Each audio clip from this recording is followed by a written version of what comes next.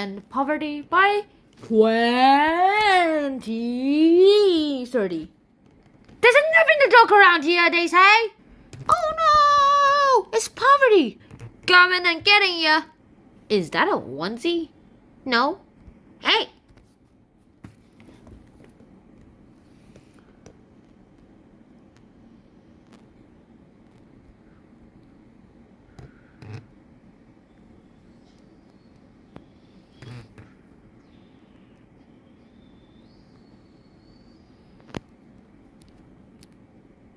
It is a onesie. Oh, at least I'm a little bit invisible now. Yes, we could end poverty by 2030 if we do the right things. Now, why am I asking this question anyway? Well, it turns out that the UN decided that they would try to do these 17 goals or so goals. They would try to end 17 or so things and solve them by the end of 2030, December 2030. So that's kind of a big deal for them right now because they've literally got only like 6 years and a few months left by now, and they still haven't got very much progress. So unless they there's lots of debate of if this goal is realistic and if they should extend the deadline and if they could make it a bit more reasonable. Sure, when they originally made it up, it sounded pretty reasonable, but now the deadline is getting pretty close, they kind of probably should rethink the deadline.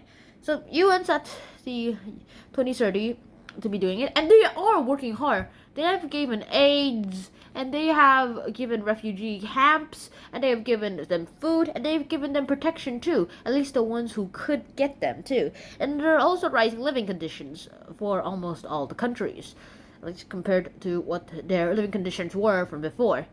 And so let's just see how good this guy and this idea is. Oh, you think you could trap me in there? Huh? You got me wrong. I hate drawer.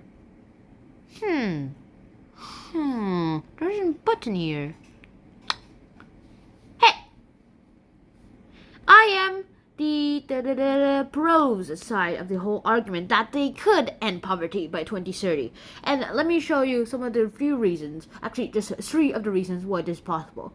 Reason number 1 is that aid is already being given to the needy countries that really need it all. Turns out that the gap between the very well developed and the very undeveloped countries their gap is pretty big, so people are having trouble believing that these countries will not have poverty by 2030. And also, it's kind of hard to imagine that they'll race up against each other. Like, they'll eventually go into what it is now, but then, by then, what was meant by poverty will have increased. Sure, poverty will get a little bit more expensive, they'll get more money and stuff, but however, the only reason they probably get more money is because of inflation. Oh, no, they don't. X-ray mode. I just love X-rays.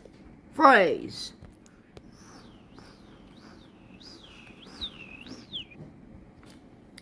Seriously, Blue? Yeah, okay. Well, sorry about that. The second reason is that there is a rise of wealthy people and living conditions in lots of countries. I mean, look at these people. Not there. These photos from my old trip, they're all awesome. They literally have photos of industrialisms, malls, bridges, restaurants, the Burj Khalifa, tallest skyscraper in the whole world, pools, fountains, poles of the flags. That is really something, to be honest.